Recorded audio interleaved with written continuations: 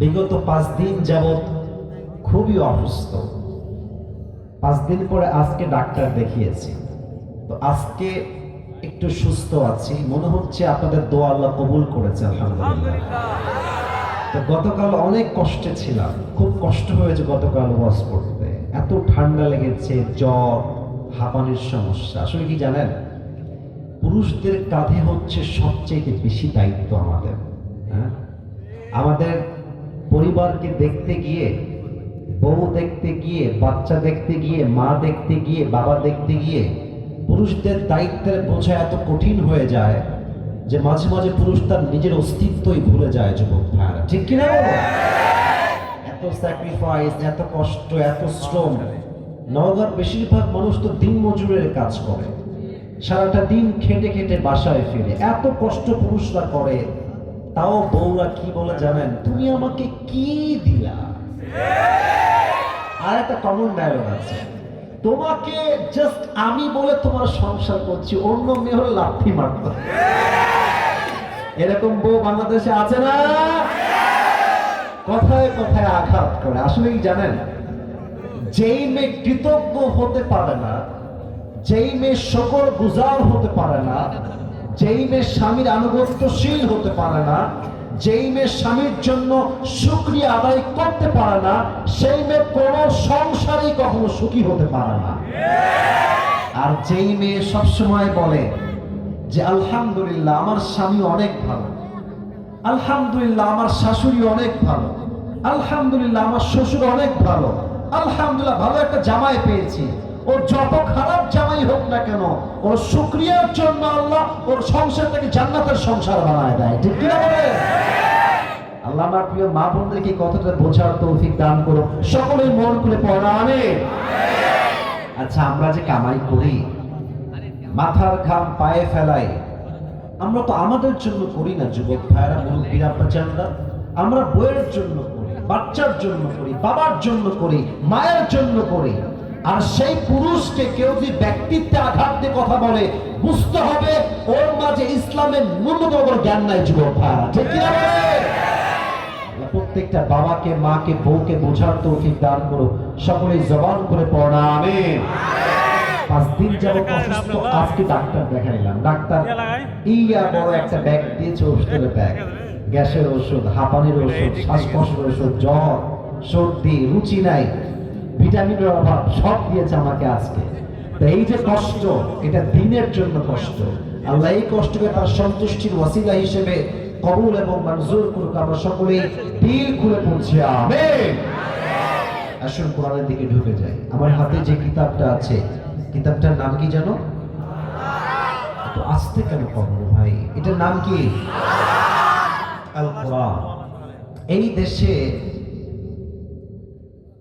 এই কোরআনের রাজ কায়েম হোক, পুরো দেশটা চলবে কোরআন দিয়ে। উত্তর করেন তো আমরা সবাই চাই কি চাই না? এই তো সাউন্ড হচ্ছে। আবারও বলছি, কোরআন দিয়ে রাজ কায়েম হোক, এটা আমরা সবাই চাই কি চাই না?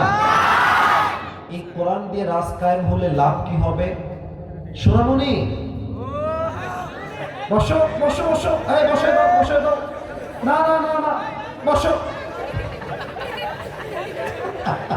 আচ্ছা আচ্ছা, ছাড়েন, আচ্ছা ছাড়েন। বসে গেছে, বসে গেছে। তোমার নতুন মনে হয় আসছে, তাই না? অনেক নতুন তারা। আসলে ওয়াজ শুরু করলাম না, দুজন বাচ্চা উঠতেছে। আর এমনি এখানে আমন যাইতো, বমন যাইতো, ঘুমানো যাইতো, কিন্তু উঠন যাইতো না। ঠিক কিনা বলে? আসছে নিজের ইচ্ছায়, বাট যাবেন আমি আসিফের ইচ্ছায়। যুবক ভাইরা, ঠিক কিনা বলো?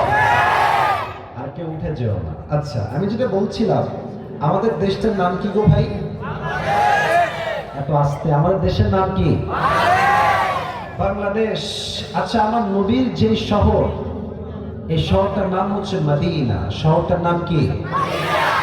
মদিনায় যেতে মন চায় না সবার? এত আসতে কইলে কি আর কবুল হয়? মদিনায় গিয়ে নবীজির রওজায় সালাত পেশ করতে মনে চায় না সবার? আজকে মাহফিলের শুরুতে দোয়া করে দিই সবার জন্য, মায়েদের জন্য, বোনদের জন্য, আপনাদের জন্য। আল্লাহ সবাইকে যেন নবীজির রওজায় গিয়ে একবার হলেও সালাম পেশ করার তৌফিক দান করে। সকলেই পড়া আমিন। মনে বড় আশা ছিল যাব মদিনায়। পড়েন না সবাই। মনে বড় আশা ছিল যাব মদিনায়, সালাম আমি করব গিয়ে, সালাম আমি করব গিয়ে নবীর রওজায়। মনে বড় আশা ছিল যাব মদিনায়। পড়াবে আরব সাগর পাহাড়ি দেব, নাই গো আমার তরি, পাখি নই তো উড়ে যাব ডানাতে ভর করি। ঠিক কিনা বলে? আশায় আছে সঙ্গ হলো নাই, আশায় আছে সঙ্গ হলো নাই, কি করি উপায়। মনে বড় আশা ছিল, পড়েন সবাই। মনে বড় আশা ছিল যাব মদিনায়। আল্লাহ কবুল করুন। পড়াবে। It has been 2 years that I have visited the Medina. আমি নবীর শহরে গিয়েছি প্রায় 2 বছর আগে। আমার এখনো মনে আছে, আমি এটা কালকেও বললাম কোনো একটা মাহফিলে, যে আমি যখন নবীজির রওজার সামনে শুয়েছিলাম, রাত বাজে এক্সাক্ট মেবি 9টা থেকে 10টা। আমি ঘুমিয়ে গেলাম। আমার বুকের ঠিক ডান পাশে ছিল আমার 2টা phone, iPhone, Android phone, money bag, wallet, টাকা, রিয়াল, কাগজ, আমার পাসপোর্ট সব আমার বুকের ডান পাশে। ঘুমিয়ে গেলাম নবীজির রওজার ঠিক সামনের দিকে। রাত বাজে প্রায় মেবি 10টা, not sure about it, but maybe 10টাই বাজে বা 9টা বাজে। ঘুমিয়ে গেলাম, নিয়ত করলাম যে আমি ঠিক তাহাজ্জুদের সময় উঠে তাহাজ্জুদটা করব। কিন্তু নবীজির রওজার সামনে এমন এক প্রশান্তির ছোঁয়া আছে আমার যুবক ভাইরা, মুরব্বীরা। আমি ওই যে ঘুমিয়ে গেছি, এমন এক শান্তির ঘুম আমার হয়েছে, যখন ঠিক নবীজির রওজার পাশে আজান দিয়েছে তখন আমার ঘুমটা ভেঙে গেছে। কিন্তু অবাক করা বিষয় কি জানেন? আইফোন রাখলাম, অ্যান্ড্রয়েড ফোন রাখলাম, লাখ লাখ টাকা দামের জিনিস, রিয়াল আছে, টাকা আছে, পাসপোর্ট আছে, কার্ড আছে, ব্যাংকের কার্ড, মানি ব্যাগ আছে, এত কিছু আমার সামনে আছে। আমি যখন ঘুমালাম তখন যেমন ছিল, ঘুম থেকে উঠে দেখছি ঠিক তেমন ভাবেই রাখা আছে। আর আমাদের দেশে রাগ করবেন না, যদি আপনি আন্ডার প্যান্ট দেখে ঘুমান, আন্ডার প্যান্টটা চুরি হয়ে যাবে। This is Bangladesh. এখানে পান্তা আনতে লবণ ফুরায় যায়, লবণ আনতে পান্তা চুরি হয়ে যায়। ঠিক কি? তো এই দেশে যদি এই কোরআনের রাজ কায়েম হয়ে যায়, আমার বিশ্বাস পুরো দেশে চুরির সংখ্যা কমে যাবে যুবক ভাইরা। আচ্ছা, এই কালো গেঞ্জি, আপনার নাম কি? এই যে মাঝখানে আপনি, আরে সাদা আর কালো এই যে হুড়ি পড়া, নাম কি? সুমন রানা। বসে পড়ে। সুমন রানা তার নাম। একটা এক্সাম্পল নিচ্ছি। সুমন রানার ঠ্যাং আমি কেটে ফেললাম। আরে হাইসে বুঝে কি কেটে ফেললাম? কথা কয় না, কারে ওয়াজ করি, কি কেটে ফেললাম? মানে পা পা পা। আচ্ছা, পা কেটে ফেললাম। এখন নওগাঁর যে জেলা আদালত আছে, আদালত আছে না আমাদের নওগাঁতে? রাজশাহীতে জজ কোর্ট আছে না যুবক ভাইরা? তো সুমন রানার ঠ্যাং কাটার জন্য আসিফ হুজুরের একটা বিচার হলো কি, আমাদের দেশের যেই প্রচলিত আইন নিয়ম হলো যে আসিফ হুজুরের ঠ্যাং কাটার জন্য, অন্যায়ের জন্য 10 মাসের জেল আর 1 লাখ টাকা জরিমানা। 10 মাসের জেল আর 1 লাখ টাকা জরিমানা। আচ্ছা, কোনো একটা বিষয়ে মাপ ঠিকঠাক আছে কিনা, পেঁয়াজ 1 কেজি আছে কিনা, আলু 1 কেজি আছে কিনা, পটল 1 কেজি আছে কিনা, এটা মাপার জন্য দোকানদার কি পাল্লায় মাপ দেয়? বুঝেছেন তো? কথা কোন দেখানো কি পাল্লা? দাড়ি পাল্লা। বিচার করার জন্য পাল্লা লাগে, মিজান লাগে, তারাজু লাগে। তো দেখেন, সুমন রানার একটা ঠ্যাং দাড়ি পাল্লার ডান দিকে দেন, আর ওই যে 10 মাসের জেল আর কয় লাখ টাকা, আরে কথা বল, কয় লাখ টাকা? এটা আপনি বাম পাল্লায় দেন। ডান পাল্লায় সুমন রাখার ঠ্যাং রাখেন, আর বাম পাল্লায় রাখেন আপনি 1 লাখ টাকা আর 10 মাসের জেল। টান দেন তো, সমান সমান হবে? হবে হবে হবে হবে না। আচ্ছা, আপনি জেল বাড়ায় দেন। আচ্ছা, জেল দেন আমাকে 2 বছরের জেল, আর জরিমানা করেন 2 লাখ টাকা, আরো 1 লাখ বাড়াইলাম। এবার সুমনরা ঠ্যাং দেন ডান পাল্লায়, আর 2 লাখ টাকা আর 2 বছরের জেল রাখেন আর এক পাল্লায়। টান দেন, সমান সমান কি হবে? সম্ভব না। কোরআন দিয়ে রাজকায়ন করলে কি হবে? কোরআন বলছে কেউ যদি তোমার চোখ তুলে ফেলে, তুমিও তার চোখ তুলে ফেলো। চোখের বদলে চোখ, কানের বদলে কান, নাকের বদলে নাক, কপালের বদলে কপাল, চাঁদের বদলে চাঁদ। ঠিক কি না বলেন? এবার আসলে ইসলাম দিয়ে, কোরআন দিয়ে রাজকায়ন করি। ওর ঠ্যাংটা আমি কেটে ফেলেছি, ওর ঠ্যাংটা ডান পাল্লায় দেন, আর আপনি আমার আরেকটা ঠ্যাং কেটে বাম পাল্লায় দেন। টান দেন, দেখবেন দুইটা সমান সমান হয়ে যাবে। মান হাকামা বিহি আদা, এই কোরআন দিয়ে যে রাজকায়ন করবে, যে বিচার করবে, সেই তো সুষ্ঠু বিচার করবে। ঠিক কি না? এটা হচ্ছে সেই কোরআন, যে কোরআনকে আমরা ভুলেছি, আপনি ভুলেছেন। আপনারা খেয়াল করবেন যে কোরআনটা আমরা জীবিত থাকতে কেউ পড়তে চাই না, মরে গেলে হাফেজ ভাড়া করে নিয়ে আসছে। নাই? পেছনে কয়, সামনে কয় না, আছে না? আচ্ছা, আমি নিজেও একজন হাফেজ। আল্লাহ আমাকে হাফেজ বানিয়েছেন। আমি প্রায় 10 বছরের কাছাকাছি তারাবির নামাজ পড়েছি, খতম তারাবি। প্রায় আমি একাও পড়েছি তারাবি, খতম তারাবি। তো দেখেন, আমরা হাফেজ যারা আছি, আমি নিজে খতম পড়েছি একটা সময়, যখন বাচ্চা পিচ্ছি ছিলাম। আমরা গেলে কি করে জানেন? আমি কোরআন পড়ি, আউযু বিল্লাহি মিনাশ শাইতানির রাজীম, ফালাম্মা আন জাআল বাশীর আলকাহু আলা ওয়াজহিহি ফারতাদ্দা বাসীরা। আমি এই আয়াতটাই বের করছি, এটাই পড়লাম।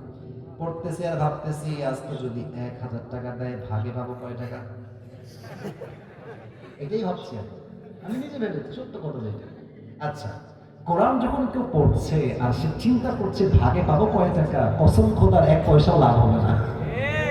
তা আপনি টাকাও দিলেন। আচ্ছা, যে মুখটা তো শুয়ে আছে, লাশ, আপনার বাপের লাশ, মায়ের লাশ, এই মরা মানুষই কোরআন শোনে? বুঝে নাই রে ভাই, কোরআন কি শোনে? মুখটাও কোরআন শুনবো না, টাকাও লস, গুনাহ বরবাদ, গুনাহ আমলটাও বরবাদ, গুনাহটা আছে। আপনার টাকাও লস, তেলাওয়াতও লস, জীবনটাই লস। যুবক ভাইরা, ঠিক কি না? মরা মানুষের জন্য কোরআনটা আসে নাই, আসছে আপনাদের জন্য, আমাদের জন্য। জীবিত অবস্থায় যে কোরআন পড়বে, তার জীবনটাই তো সার্থক হবে। ঠিক কি না বলে? আবার অনেকে ভাবে যে কোরআন খতম করলেই মনে হয় আমি সফল। ওই দেখবেন যে রোজার মাসে পরে হিসাব হয়, আরে আমার পুত্রবধূ 7 খতম, আমার বউ 20 খতম, আমার ছেলে 5 খতম, আর আপনি বলে আমি এমনি খতম, 10 খতম, 5 খতম। তো প্রিয় ভাইরা, এটা খতমের জন্য আসে নাই, এটা আসছে বোঝার জন্য, এটা আসছে আমলের জন্য। এটা দিয়ে আপনি দোকান উদ্বোধন করবেন, মিলাদ দিবেন, মরা মানুষ শোনাবেন, এটা সেই কোরআন নয়। এই কোরআন দিয়ে গোটা বিশ্বে ইসলামের রাজ কায়েম করতে হবে। যুবক ভাইরা, দিস ইজ দ্যাট কোরআন। এটাই হচ্ছে সেই কোরআন। এই কোরআন থেকে আজকে আমরা তাফসীর শুনবো। রাজি আছেন তো সবাই? ইনশাআল্লাহ।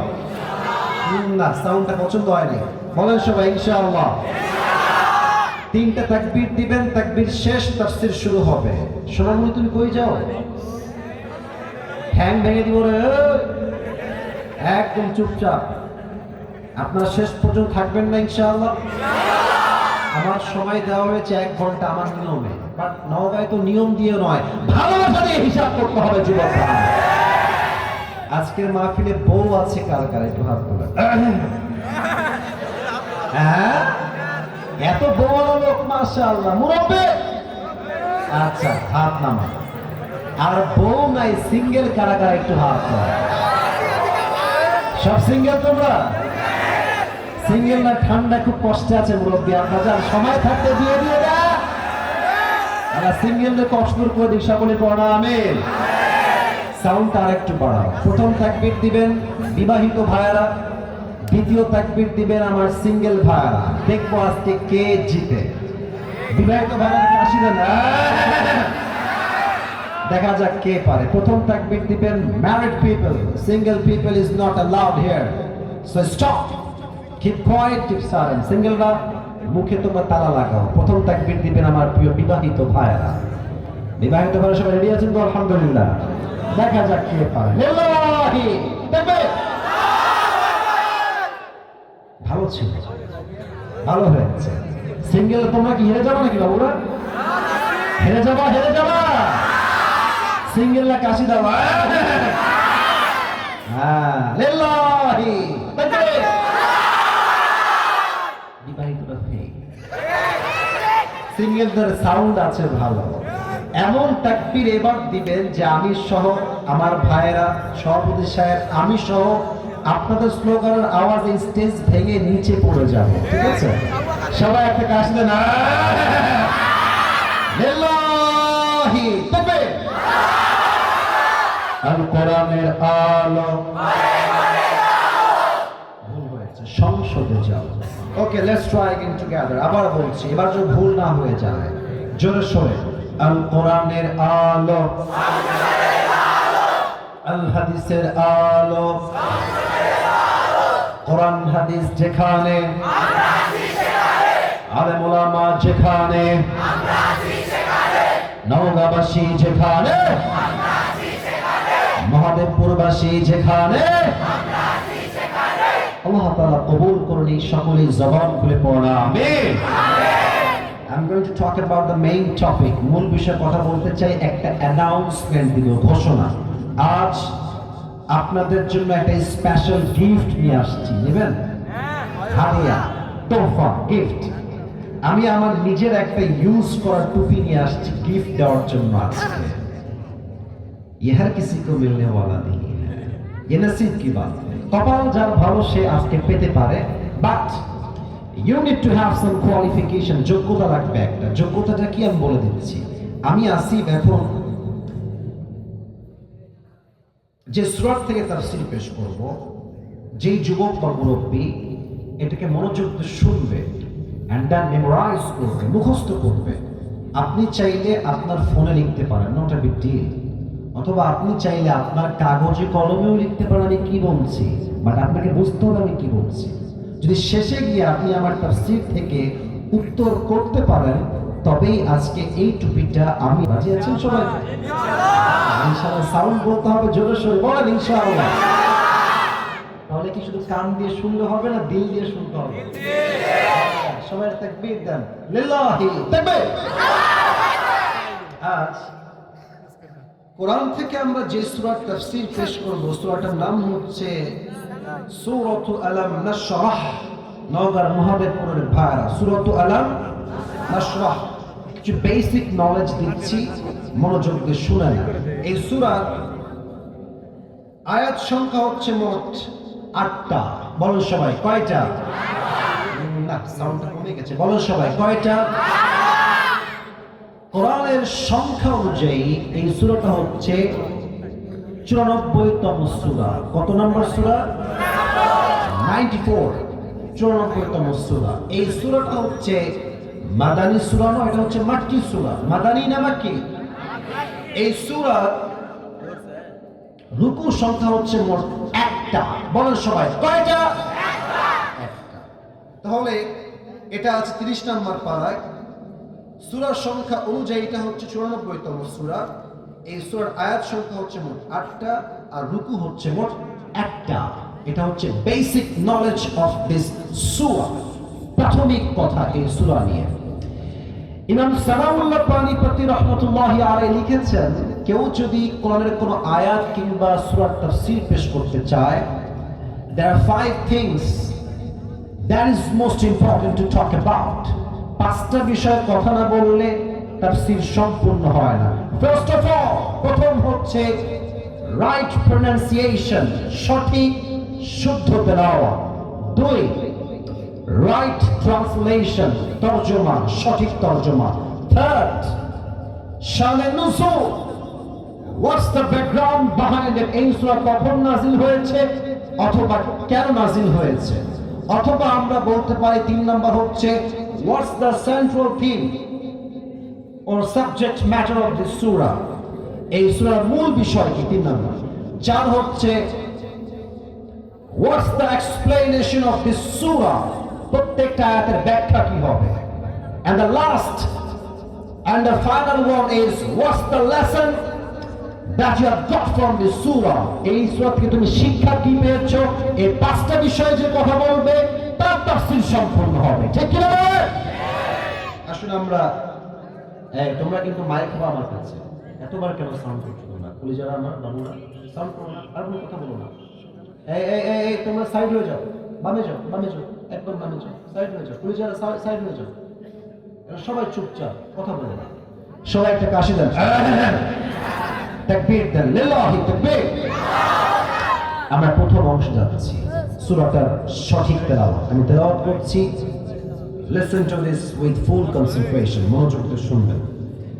أعوذ بالله من الشيطان الرجيم. بسم الله الرحمن الرحيم. ألم نشرح لك صدرك ووضعنا عنك وزرك الذي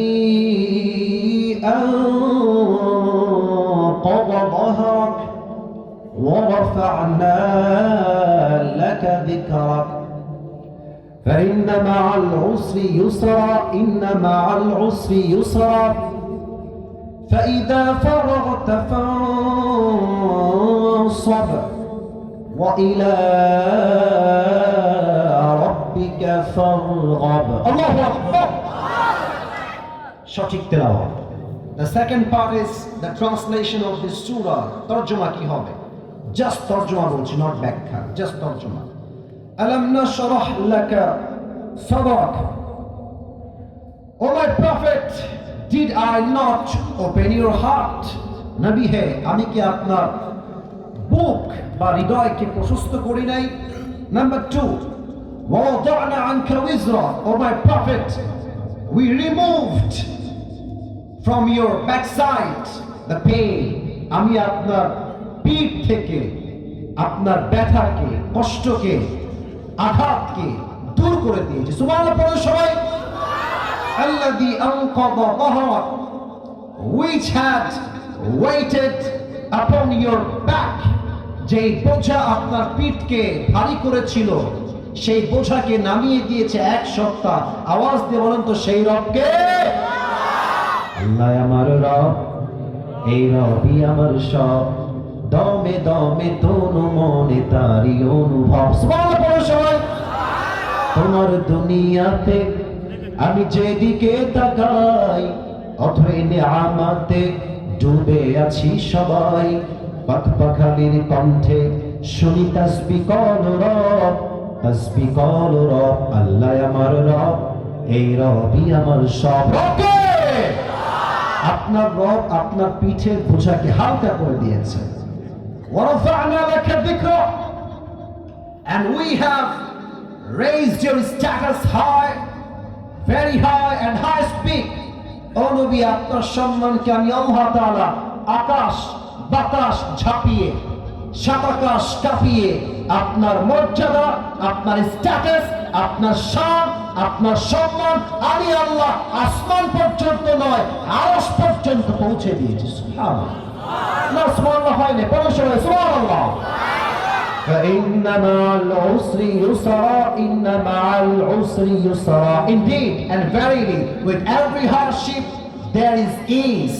প্রত্যেক কষ্টের সাথে স্বস্তি দিয়েছে একজন। আওয়াজ দিয়ে বলেন তিনি কে? فإذا فرغت فانصب. So whenever you are free from your duties, ইস্তিরাহ, যখন তুমি অবসর হয়ে যাবা, নামাজ পড়বা এক সপ্তাহের জন্য, তিনি কে? وإلى ربك فارغب. যখন দুঃখ কষ্ট আসবে, আগে বইয়ের কাছে নয়, বাবার কাছে নয়, মায়ের কাছে নয়, পরিবারের কাছে নয়, সমস্ত দুঃখ কষ্ট বলবেন তাহাজ্জুদ জায়নামাজে এক সপ্তাহের কাছে, তিনি কে? এই হচ্ছে আয়াতের তরজমা।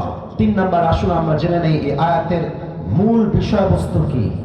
আমার কথা কি বোঝা যায় না? আমি শুনি নাই, বোঝা যায় না? এই আয়াতের মূল মেসেজ বা সেন্ট্রাল থিম হচ্ছে নেভার লুজ হোপ, ভরসা হারিও না, হতাশ হয়ে যেও না, ভরসা রাখতে হবে এক সত্তার উপরে। আওয়াজ দিয়ে বলেন সবাই, তিনি কে? আচ্ছা, নওগাঁর মহাদেবপুরের ভাইয়েরা কিছু কথা জিজ্ঞেস করি, দিল থেকে ফিল করে বলেন। আমরা কি তাফসীর শুনতে চাই না? আমি শুনি না, চাই না। এই দিলে হাত থেকে কন্ত আমাদের এখানে এমন কোন যুবক মা মুরব্বী কি আছে যার জীবনে কোনো গুনাহই নাই? এমন কেউ কি আছে? এটা এখন কেন? তো শুরুতে করতে হবে এখন। আচ্ছা ঠিক আছে, আমি বলি, হয় শুরুতে নয় শেষে, যে কোনো একটা।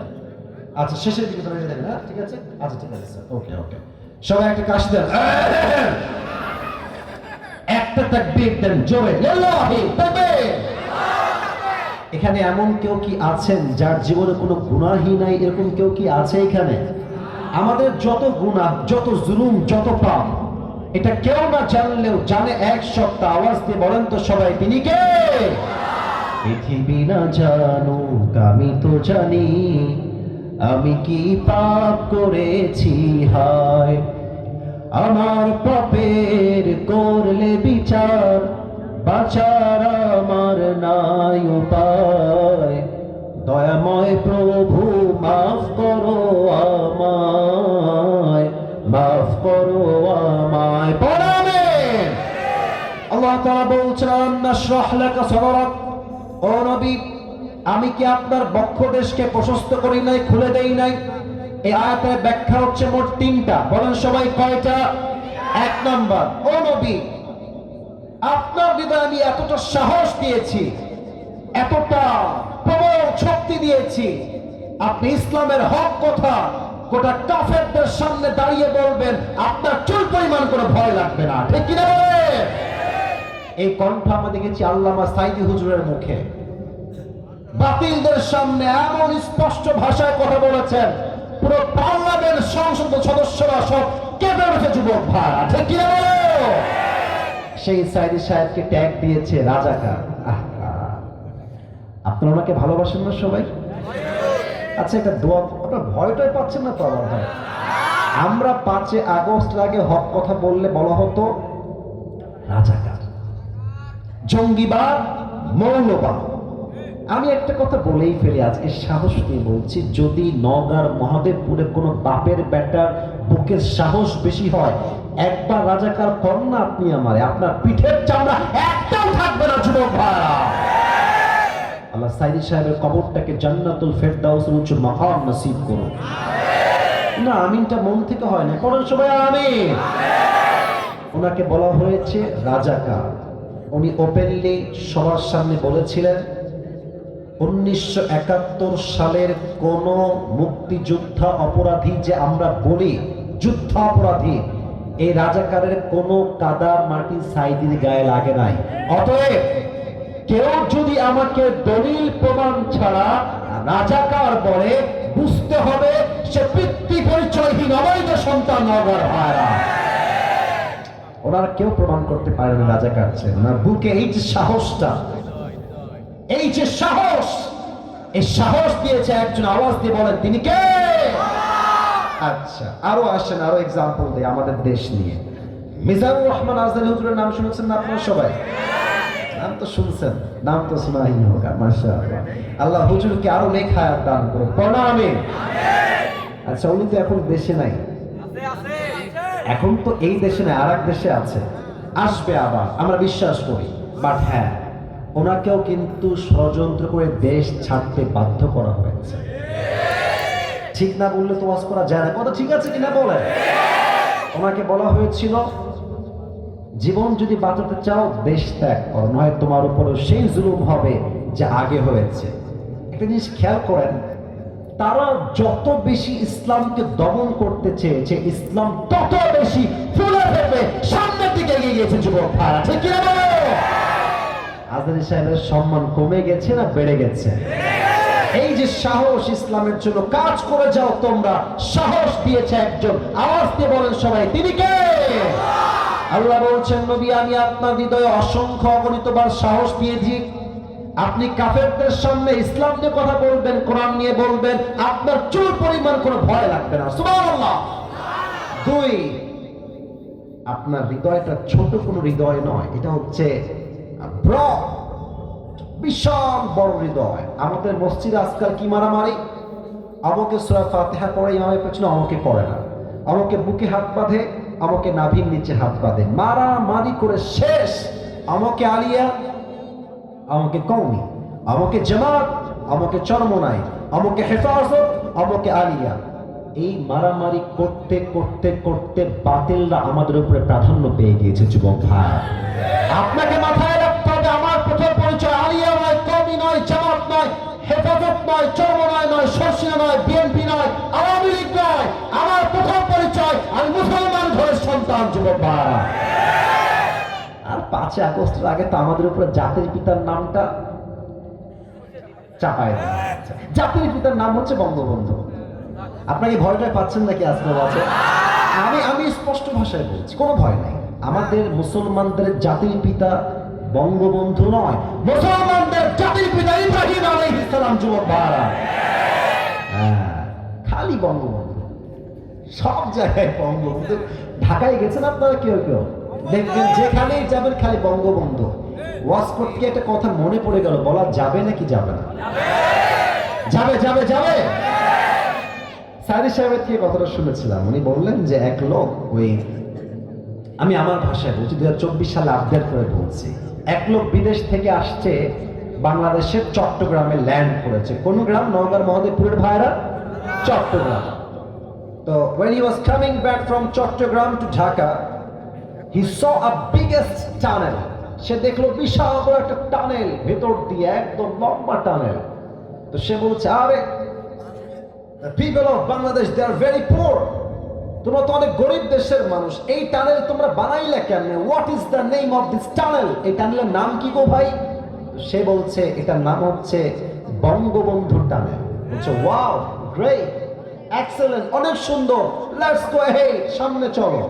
ঢাকায় আসছে, ঢাকায় দেখছে বিশাল কারবার, আরে বিশাল লম্বা লম্বা উঁচু উঁচু ফ্ল্যাট, দালান কোঠা। বলছে wow, what is the name of this place? এই জায়গার নাম কি? তো ওই যুবক বলছে, স্যার এই জায়গার নাম হচ্ছে বঙ্গবন্ধু অ্যাভিনিউ। বলছে মাশাআল্লাহ, অ্যাপ্রিশিয়েটেড, এত দালান, লেটস গো হেড, সামনে চলো। সামনে গিয়ে দেখছে বিশাল লম্বা একটা খাম্বা।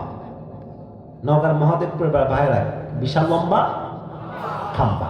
আর এই যে একটা দুইটা তিনটা কতগুলো লাইট আছে, ওই খাম্বাতে চতুর্পাশে গোল করে লাইট দেওয়া, আর বিশাল বড় লাইট। তো সেই মুরব্বী বলছে, what is the name of this place? এই জায়গার নাম কি? ওই যুবক বলছে এই জায়গার নাম হচ্ছে বঙ্গবন্ধু স্টেডিয়াম। ওয়াও, মাশাআল্লাহ, হোয়াটস হ্যাপেনিং হিয়ার? এখানে কি হচ্ছে? সে বলছে, স্যার এখানে একটা ফুটবল খেলা হচ্ছে, নাম হচ্ছে বঙ্গবন্ধু গোল্ড টুর্নামেন্ট। ফুটবল খেলা, let's go and watch it and enjoy together. চলো আমরা খেলাও দেখবো, মজাও করবো।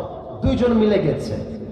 এবার কথা বুঝে থাকলে উত্তর দেন, খেলার মাঝে একটা হার জিত আছে না গো ভাই? হ্যাঁ, কথা বলতে হবে তো, আছে না নাই? এক দল হারে তো আরেক দল, আরেক দল জিতে তো আরেক দল। তো সেই দিন বিদেশি লোকটা দল নিয়েছে বঙ্গবন্ধুর দল। তো আনফর্চুনেটলি, দুর্ভাগ্যক্রমে আর কি, বঙ্গবন্ধু দল গেছে হেরে।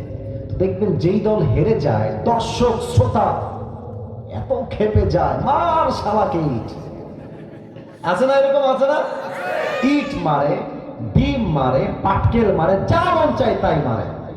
তো এক লোক এমনি ধুইরা ঠাস করে ইট মারছে। তো ওর কপাল খারাপ, ওর মাথায় একটা ইটের বাড়ি লাগছে। এক বাড়িতে অজ্ঞান হয়ে গেছে। 2 ঘন্টা কোনো সেন্স নাই, 2 ঘন্টা অজ্ঞান। 2 ঘন্টা পরে কোনো মতে চোখ খুলেছে, আরে ভাই আমি কোথায়? আরেকজন বলছে, ভাই আপনি এখন আছেন বঙ্গবন্ধু হসপিটালে। বিদেশি লোক বলছে, ভাই আল্লাহর রাস্তে মাপ চাই, একটু পর তোমরা আমাকে বঙ্গবন্ধু কবরস্থানে নিয়ে যাইও না। তার মানে আমরা যা বুঝলাম যে আমাদের এই দেশে বঙ্গবন্ধুকে জাতির পিতা হিসেবে জোর করে চাপিয়ে দেওয়া হয়েছিল। আমার যুবক ভাইরা, ঠিক কিনা বলো? মিল্লাতে আবিকুম ইব্রাহিম, মুসলমানদের জাতির পিতা বঙ্গবন্ধু নয়, মুসলমানদের জাতির পিতা ইব্রাহিম আলাইহিস সালাম, ঠিক কিনা বলো? এটা সাহস লাগবে, বুক বড় হওয়া লাগবে, তাহলে আপনি বলতে পারবেন। থার্ড, হে রাসূল, আপনাকে আমি আল্লাহ সবকে সাদর করেছি। আপনারা ওপেন হার্ট সার্জারি নাম তো শুনছেন। কেমনে কাটা হয় দেখেন তো, আমার দিকে, আমার গলা দেখেন, গলা এখান থেকে নিয়ে নাভি পর্যন্ত পুরোটা কেটে ফেলা হয়। ওপেন হার্ট সার্জারি, পুরোটাকে ফেড়ে ফেলা হয়। যাদের, আমার বাবার হার্টের সমস্যা, হার্টের রোগী, রিং পরানো হয়। এটা হচ্ছে ওপেন হার্ট সার্জারি। নবীর পুরো এন্টায়ার লাইফে 3 বার এই শক্তে সাদর হয়েছে। নবীর গলা থেকে নিয়ে নাভি পর্যন্ত পুরোটা কেটে ফেলা হয়েছে। নবীর হৃদয় থেকে দুনিয়ার প্রতি মায়া, মোহাব্বত, ভালোবাসা যা ছিল সব দূর করে দিয়ে আল্লাহ তাআলা নবীর পুরো সিনাটাকে ঈমানের নূর দ্বারা নূরান্বিত করে দিয়েছে। সুবহানাল্লাহ সবাই। এবার আল্লাহ বলছেন, নবী, ওয়াদানা আনকা উযরাক আল্লাযী আনকাদা যাহরাক, ও নবী, আপনার পিঠের যে বোঝা, প্রত্যেকটা বোঝাকে হালকা করে দিয়েছে। একজন আওয়াজ দিয়ে বলেন তো সবাই, তিনি কে? এবার একটা প্রশ্ন করছি, আটকানোর জন্য নয়। মুরব্বীরা আমার চোখে চোখ রাখেন, যুবকেরা চোখে চোখ রাখো। বলো তো, নবী কি কোনো পুত্র সন্তান বেঁচে ছিল দুনিয়ায়? হ্যাঁ, রাইট আনসার। কোনো ছেলে বেঁচে ছিল না। মোট ছেলে ছিল মোট কয়জন, কে বলতে পারে? আমি দেখাই দিয়েছি কিন্তু, বলো সবাই, কয়টা? 4টাই শেষ, অল্প বয়সে শেষ। কাফেররা বলছে, নাউজুবিল্লাহ, জোরে বলবেন, কাফেররা বলছে, মুহাম্মদ তুই হলি লেজ কাটা বংশের ছেলে। নাউজুবিল্লাহ, মুসলমানদের নাউজুবিল্লাহ হয় না, জোরে বল নাউজুবিল্লাহ। তোর কোনো ছেলেই তো বেঁচে নাই, তুই হলি লেজ কাটা বংশের একজন যুবক। নাউজুবিল্লাহ। নবীর টেনশন, আল্লাহ আমার কি কোনো সন্তান দিয়ে বংশ বিস্তার হবে না? আল্লাহ বলেন, নবীর টেনশন নাই, আমি আল্লাহ আপনার জন্য, বংশের জন্য ফাতেমার মতো একজন গুণবতী, রূপবতী, জান্নাতের সমস্ত নারীদের সর্দারিনীকে আপনাদের সংসারে পাঠাই দিব। আচ্ছা, অনেক বাবা আমার এখানে বসে আছে, আপনাদের অনেকের মেয়ে আছে। আল্লাহর রহমতে আমার বাবার 2টা মেয়ে, একটা বড় আর একটা অনেক ছোট। আমার ছোট বোন, ওর বয়স কত হবে, এই তো 7-8, মানে আমার অনেক ছোট, মানে 2 যুগের ছোট, 2 যুগ। তো ছোট্ট বাচ্চা, ও একবার একজন ভিডিও করছিল, বলছে, তোমার ভাই কেমনে ওয়াজ করে কও, বলছে কথা বলেন ঠিক কিনা। ছোট একটা বোন আমার। তো দেখেন, মেয়ে যার থাকে, প্রথম টেনশন আমাদের মাথায় যে মেয়ের বিয়ে দিব কোথায়, এই টেনশন আছে না? আর বাপরা তো মাশাআল্লাহ পাইছে একটা, সরকারি চাকরিজীবী হইলে টাকার সঙ্গে মেয়েকে বিয়ে দিয়ে দেয়। যুবকরা কেঁপে উঠে যায় একেবারে। আমার কথা স্পষ্ট, বোনদের জন্য, বোন আমার, টাকার জন্য বিয়ে করবেন, টাকা পাবেন, বাড়ি পাবেন, গাড়ি পাবেন, মনের শান্তি আপনি টাকার মধ্যে খুঁজে পাবেন না। যুবক ভাই আছে কিনা বলো? নবীর মেয়ে ফাতেমা যখন বড় হয়ে গেল, নবীর চিন্তার বোঝা, ফাতেমার বিয়ে কার সঙ্গে আমি দিব। আল্লাহ বলছে, নবী কোন টেনশন নেই, আপনার টেনশন দূর করবে একজন। ও ভাই, কথা কোন কে? আচ্ছা, নবীজি এলান করলেন, এই সাহাবায়ে কেরাম, ফাতেমার বিয়ে দিব, কে আছো আসো, প্রস্তাব নিয়ে। কথা কি বোঝা যায় না? প্রস্তাব নিয়ে আসো, কে আসো? প্রথমে আসছে আবু বকর রাদিয়াল্লাহু তাআলা আনহু। আচ্ছা, কথা বলে ফেলে একটা, আবু বকর নবীর শুধুমাত্র বন্ধু নয়, নবীর বন্ধুও, আবার নবীজির শ্বশুরও। সুবহানাল্লাহ, নাই তো দেখছি। আবু বকর আসছে, নবী, হ্যাঁ আমি আপনার মেয়েকে বিয়ে করতে চাই। নবীজি কোনো কথা নাই, মাথাটা নিচু করে এইভাবে বসে আছে। তা আবু বকর বুঝে গেছে, চালাক মানুষ তো, যে না, এখানে আমার খাওয়া নাই, আই এম রিজেক্টেড, আমার প্রস্তাবই বাতিল, আমি বের হয়ে যাই। আবু বকর বের হয়ে আসছে। দেন ওমর রাদিয়াল্লাহু তাআলা আনহু came to the last messenger, এসে বলছে, নবী, হ্যাঁ আমি আপনার মেয়েকে বিয়ে করতে চাই, আপনার এই প্রস্তাবে আপনি একমত নাকি দ্বিমত? নবীজি আবার মাথা নিচু, চুপ, কোনো কথা নাই। প্রথমেও চুপ, সেকেন্ড টাইমও চুপ। আচ্ছা, আবু বকর বের হয়ে গেছে, ওমরও বের হয়ে গেছে। বাহিরে আছে আরো 2 জন সাহাবী। ঘটনাগুলো কিন্তু মনে রাখতে হবে সাহাবীদের নাম। এক হচ্ছে আব্দুর রহমান বিন আউফ, আর এক হচ্ছেন আলী রাদিয়াল্লাহু তাআলা আনহু।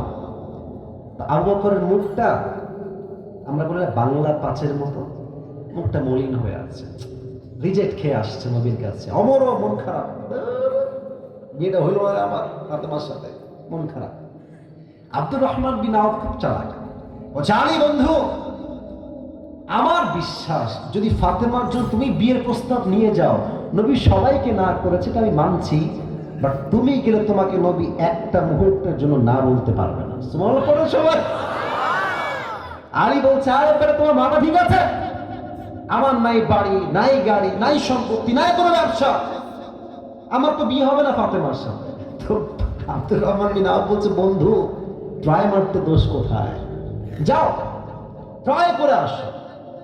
এটা খুব মজার একটা হাদিস, আসলে বলতে গেলে একটু হাসি পাচ্ছে। তো আলী প্রস্তাব নিয়ে আসছে। আরে ভাই, মেয়ের বাপের কাছে প্রস্তাব দেওয়া যে কি বিগ ডিল, এটা একমাত্র যুবকরা ছাড়া কেউ টের পাবে না। তো আলী আসছে, এদিকে তাকান, নবীজি বসে আছেন মসজিদে হারাম। আলী একবার এদিক দিয়ে আসে, ওই দিক দিয়ে বের হয়ে যায়, এদিক দিয়ে আসে, এই দিক দিয়ে বের হয়ে যায়, নবীর কাছে আসে না।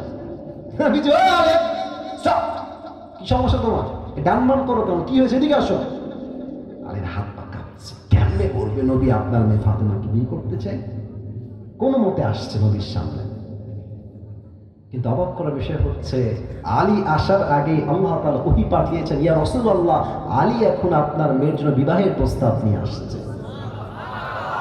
সুবহানাল্লাহ, নাই তো মহাদেবপুরের ভাইরা পড়ো সবাই সুবহানাল্লাহ। এবার নবীজি ডাক দিয়ে বলছে, আলী তুমি কেন আসছো, আমি কিন্তু খুব ভালো করেই জানি, বলে দাও কেন আসছো।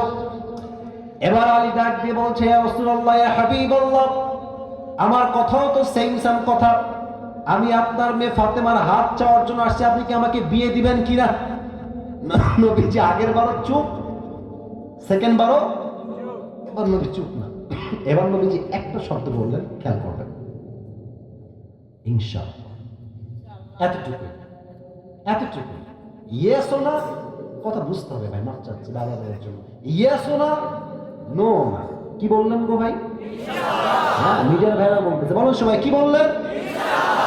ইনশাআল্লাহ। কিন্তু মতলব সমস্যা এক জায়গাতে, আলী আবার ইনশাআল্লাহর অর্থই বোঝে নাই, বের হয়ে আসছে। ওদিকে বন্ধু বাইরে দাঁড়ায় আছে, যে আমার বন্ধু হাসবে, খুশি হবে, আমি বলবো আমি তো বলেছিলাম যে মানবেই মানবে, হলো আমার কথা ঠিকঠাক। কিন্তু দেখছে আলী বের হচ্ছে, আলীর মুখটা বাংলার পাঁচের মতো হয়ে আছে। আব্দুর রহমান বলছে, এই তো ধরা, আজকে আমিও খাইছি বাস, আমার কপালে লেখা হয়ে গেছে, আজকে বুঝে গেছি। তো আলী আসছে, তো বলছে, বন্ধু কি মন খারাপ কেন, কি? বলছে, বন্ধু আমিও ধরা খেয়েছি, আমিও না, আমিও রিজেক্টেড। বলছে, আচ্ছা নবী কি কিছুই করে নাই তোমাকে, একটা কিছুও করে নাই? আরে বলছে, হ্যাঁ নবীজি বলেছে শুধু ইনশাআল্লাহ। আব্দুর রহমান বিন আওফ বলছে, আরে বেটা, নবীর ইনশাআল্লাহ মানে বিয়ে অর্ধেক ডান হয়ে গেছে। সুবহানাল্লাহ। এবার আপনি প্রশ্ন করবেন, হুজুর নবীজি ইয়েস তো বলতে পারতেন, নবীজি ইনশাআল্লাহ কেন বলতেন? আব্বাজান, মায়া, এটা আপনার জন্য মেসেজ, আপনার জন্য মেসেজ, আপনার জন্য কথা। আপনি আপনার মেয়েকে আজীবন পেলেছেন, বড় করেছেন, খাওয়াইছেন, পড়াইছেন, মানে এটা নয় যে আপনি আপনার মেয়েকে গাঞ্জাখোরের সঙ্গে বিয়ে দিবেন। যার সঙ্গে বিয়ে দিবেন আগে বলবেন, মা তোমার জন্য আমার ছেলেকে পছন্দ করেছি, নওগাঁর মহাদেবপুরে বাসা, নওগাঁর সাপাহারে বাসা, নওগাঁর মেইন শহরে বাসা, নওগাঁর নিয়ামতপুরে বাসা। মা তুমি কি এই ছেলেকে পছন্দ করেছো কিনা? তুমি যদি পছন্দ করো আমি বাপ আগাবো, তুমি যদি না বলো আমি বাপও বলবো, ঠিক কি না? আমার বড় বোনের যখন বিয়ে হয়, আমি আগেও বলেছি হাদিসের কথা অনুযায়ী, কথাটা আমার এখনো মনে আছে, এখনো মনে আছে। আমার বড় বোনের বিয়ে হয়েছে প্রায় maybe it has been 8 years or 9 years back, 9 বছর আগের কথা বলছি, অথবা 10 বছর হবে। আমার বোনের জন্য কয়েকটা পাত্র দেখা হয়েছে আমার বোনকে বিয়ে দেওয়ার জন্য, as much as I can remember। একটা পাত্র আসলো, এটা কোনো বদনাম করছি না, দাড়িওয়ালা, দেখলাম ভাইজান পাঞ্জাবি পরে আছে আর পায়জামা পরে আছে, চাপ দাড়ি, দেখতে অনেক সুন্দর। আমার প্রথমে দেখেই ভাইকে খুব ভালো লাগছে, মাশাআল্লাহ, লুকিং ওয়াও, সুন্দর। পরে আমি শুনলাম যে সেই ভাই বিয়ে করতে যৌতুক দাবি করতেছে। নজবিল্লাহ তো পড়লেন না, তার মানে কি জানেন, কিছু লোকের উপরে ফিটফাট, ভেতরে পুরোটাই সদর ঘাট যুবক। দেখলে মনে হবে ইয়ার ইয়ে তো আভি কবি জান্নাত সে ভাগ কে দুনিয়া মে আই হ্যায় ইয়ার, বাট আসলে কিন্তু নাম্বার ওয়ান পাপা যুবক ভাই, ঠিক কি বলো? মনটাই ভেঙে গেল যে ধুর, এত ভালো ছেলে যৌতুক চাই কেমনে, how come it possible man. আচ্ছা গেল, আরেকজন ভাই আসলেন, last person who became the husband of my sister. মাশাআল্লাহ, আমার ভাই দাঁড়িয়ে আছে মুখে, ইংরেজি পড়ায়, খুব ভালো শিক্ষিত একজন মানুষ। প্রথম দেখে ভালো লেগেছে আমাদের, আমার বোনেরও ভালো লাগছে, বাবারও ভালো লাগছে, মায়েরও ভালো লেগেছে। অনেক লম্বা কথা, ওটা উদ্দেশ্য, মূল উদ্দেশ্য হচ্ছে হাদিসটা হাইলাইট করা। আমার বোন যখন পাত্র দেখে ফেললো, পাত্র আমার বোনকে দেখে ফেললো, আমি গেলাম, কথা বললাম, মাশাআল্লাহ, amazingly appreciated, he was a very good person, মাশাআল্লাহ। তো যখন সব ঠিকঠাক, আমার মনে হলো, আমার মনে আছে এটা, আমার বাবা বললো যে আসিফকে ডাকো আমার বোনের ঘরে। আমি আসলাম, মা আসলো, বাবা আসলো, আমি আছি এইদিকে বসে, আমার বাবা এইদিকে বসে, আমার বোন খাটে, আর আমার মা এই বোনের সামনে সামনে। আমার বাবা কি বলছে দেখেন, হাদিস দেখেন, আমার আব্বা হাদিস আমল করেছে। আব্বা বলছে যে মা, আমারও পছন্দ হয়েছে ছেলে, তোমার মায়েরও পছন্দ হয়েছে, আসিফও মাশাআল্লাহ পছন্দ করেছেন, মা তুমি কি বলছো বল। এর মানে কি বোঝাচ্ছে আব্বা? আব্বা বোঝাচ্ছে তুমি বললে যাবো, নয় না। কথা ঠিক আছে কিনা আমাকে বলতে হবে।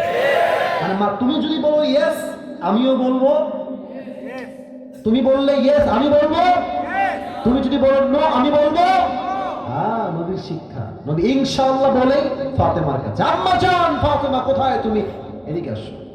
আব্বা জান কি হয়েছে আপনার, কি বলবেন আপনি? নবীজি ডাক দিয়ে বলছে, ফাতেমা তোমার জন্য এই তল্লাটে সবচেয়ে চরিত্রবান যুবকের সন্ধান আমি পেয়েছি পাত্র হিসেবে। ফাতেমা ডাক দিয়ে বলছে, আব্বা জান মাসমু, ওই ব্যক্তির নাম কি? নবীজি ডাক দিয়ে বলছে, ফাতেমা ওই ব্যক্তির নাম হলো ইসমুহু আলী, তুমি কি রাজি? তো হাদিসে আসছে যে ফাতেমা ইয়েস না নো না, কিছুই না, ফাতেমা কিছুই করে না, খালি একটা দাঁত বের করে মুচকি হাসি দিয়েছে। আর হাদিসে আসছে বিয়ের ক্ষেত্রে মেয়ের ইয়েস বলা জরুরি নয়, মেয়ে যদি একবার মুচকি হাসি দেয় বাপকে বুঝে ফেলতে হবে, দাল মে কুছ কালা তো জরুর হ্যায়। তো ফাতেমার সঙ্গে আলীর বিয়ে হয়ে গেল। বলছে আল্লাহ আমার চিন্তার বোঝা, ফাতেমার বিয়ে কার সাথে হবে? আল্লাহ বলছে নবী কোনো টেনশন নাই, আল্লাযী আনকাযা যাহরা, আপনার পিঠের বোঝা যেখানে আমি আল্লাহই হালকা করে দিব। সুবহানাল্লাহ। এটা হচ্ছে সেই আয়াতের ব্যাখ্যা। নবীর টেনশন একমাত্র আল্লাহই দূর করবে। বলেন সবাই, দূর করবে কে? এবার আসেন, আল্লাহ বলছেন ওয়ারাফা'না লাকা যিকরাক। নবীর উম্মত হতে পেরে আমরা সবাই খুশি না? নবীর উম্মত হতে পেরে আমরা সবাই খুশি না? শুধু এই জন্য যে আমরা নবীর উম্মত, সকলেই পড়েন আলহামদুলিল্লাহ। আচ্ছা আচ্ছা আচ্ছা আচ্ছা আচ্ছা, বাজে রাত 11:40। আমার ওয়াজ শুরু হয়েছে ঠিক 10:30 একটু পরে। 12টা পর্যন্ত কি আজকে ওয়াজ হবে না? সবাই একটা কাশি দেন, একটা বসো বসো। ওয়াশরুমে যাবে, 1 নাম্বার দেখাচ্ছে আমাকে। সবাই তাকবীর দেন, লিল্লাহি তাকবীর। আচ্ছা, আমার দিকে তাকাই বলেন, আমার মুখে এটা চাপ, এটা কি গো? চাপদাড়ি। হ্যাঁ, চাপদাড়ি। আমাকে কি দাড়ি রেখে অসুন্দর লাগতেছে? না। শুনি নাই, অসুন্দর লাগতেছে? আমি স্মার্ট লাগতেছে? ওয়ারাফা'না লাকা যিকরাক। নবী আপনার যেই দাড়ি, আপনার যে চেহারা, আপনার যে স্ট্রাকচার, আপনার যে বডি, আপনার যে দেহ, এই পুরো দেহকে আমি আল্লাহ তাআলা পুরো পৃথিবীর চাইতে আরো বেশি সুন্দর করে বানিয়েছি। সুবহানাল্লাহ বলেন। অনেক মেয়ে আছে দেখবেন দাড়ি রাখলে বিয়ে করতে চায় না, বলে দাড়িওয়ালা পছন্দ না। কিছু মেয়েদের দাড়িওয়ালা পছন্দ না, দিনদার পছন্দ না, গাঞ্জাখোর পছন্দ। বলেন তো, দাড়ি রেখে নবী কি অসুন্দর ছিলেন? নবীর মতো সুন্দর কে তল্লাটা দ্বিতীয় আর কেউ হতে পারে? যাদের চেয়ে সুন্দর তুমি, নবী আমার কামলিহি ওয়ালা, দো জাহানের বাদশাহ তুমি, প্যারা নবী সাল্লাল্লাহু আলা, দো জাহানের বাদশাহ তুমি, প্যারা নবী সাল্লাল্লাহু আলা, চাঁদের চেয়ে সুন্দর তুমি, নবী আমার কামলিহি ওয়ালা। সুবহানাল্লাহ পড়ে সবাই। একদিন নবীজি চাচার ঘরে বসে আছে আবু তালেব। আবু তালেব বলছে, মুহাম্মদ ও ভাতিজা, তুমি যে সাধারণ কোনো মানুষ নও এটা আমি তোমার জন্মের আগ থেকেই জানি। সুবহানাল্লাহ নাই যে সবার? তুমি যে সাধারণ কোনো মানুষ নও তোমার জন্মের আগ থেকেই আমি জানি।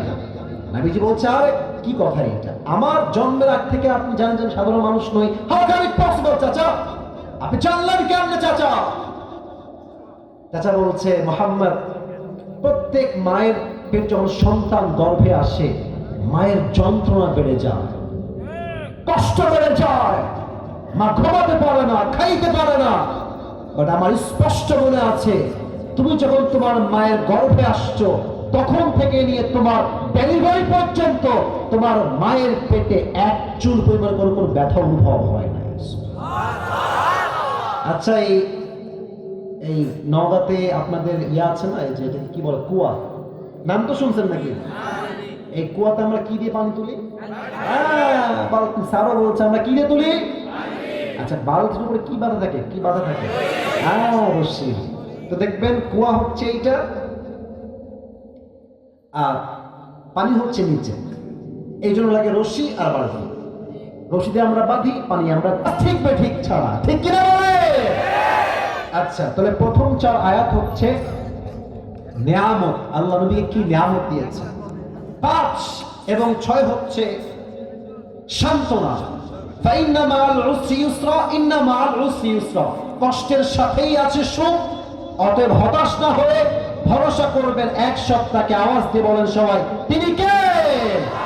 এটা হচ্ছে সান্ত্বনা। এবং শেষ 2 আয়াত, শেষ ভালো যার, বলেন না সবাই, শেষ ভালো যার, সব ভালো তার। আল্লাহ তাআলা বলছেন, নবী শুনেন, আপনারাও শুনেন, ফাইদা ফারাগতা ফানসাব, অবসর হলে টিভি দেখবেন না, ফেসবুক ইউজ করবেন না, টিকটকে যাবেন না, অবসর হবে সকলে আমার সঙ্গে পড়েন, সবাই পড়েন সুবহানাল্লাহ।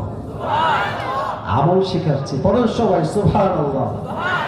4টা জিকির শিখাবো, এক হচ্ছে সুবহানাল্লাহ, আরেক ভাষায় পড়েন আলহামদুলিল্লাহ, জোরে পড়েন সবাই আলহামদুলিল্লাহ, সবাই পড়েন লা ইলাহা ইল্লাল্লাহ, সবাই দিল খুলে পড়েন শেষবারের মতো আল্লাহু আকবার। আফদালু যিকির, এই 4টা জিকির আল্লাহর কাছে সবচেয়ে সেরা। আলা বিযিকরিল্লাহি তাতমাইন্নুল কুলুব, মনের প্রশান্তি যদি কেউ খুঁজে পেতে চায়, রবের জিকির যে করবে আল্লাহ তার আত্মাকে ঠান্ডা করে দিবে। সুবহানাল্লাহ। অবসর সময় নামাজ পড়বেন, জিকির করবেন, ইবাদত করবেন। শেষ কথা, শেষ গাইডলাইন, ওয়া ইলা রাব্বিকা ফারগাব। কষ্ট পেয়েছেন, দুঃখ পেয়েছেন, কেউ যদি আপনাকে আঘাত করে, বলেন কথা বুঝে বলি, কেউ আপনাকে কষ্ট দিয়েছে, আঘাত দিয়েছে, আপনার ব্যক্তিত্বে আঘাত করেছে, সম্মানে আঘাত করেছে, আপনার টাকা মেরে দিয়েছে, আপনার সম্পত্তি মেরে দিয়েছে, যত কষ্ট আপনার জীবনে আছে মানুষকে আগে বলবেন না, প্রথমে জায়নামাজ বিছাবেন, তাহাজ্জুদ পড়বেন, তাহাজ্জুদ পড়ে সব কষ্ট বলবেন এক সত্তাকে, তিনি হচ্ছেন রব। আপনি বলতে দেরি, আল্লাহ বলছেন আমি তোর সমস্ত কষ্ট নিজ হাতে দূর করে দিব। ও ভাই, আরেকবার কোন সবাই সুবহানাল্লাহ। এবার সবাই 2 হাত তোলেন, সবাই মাশাআল্লাহ, সবাই 2 হাত, ডানে বামে সামনে। আমি যা বলছি উত্তর দেন। এই মাহফিলটা আগামীতে হোক, এটা আমরা সবাই চাই না? আস্তে কেন জোরে করে সবাই চাই না?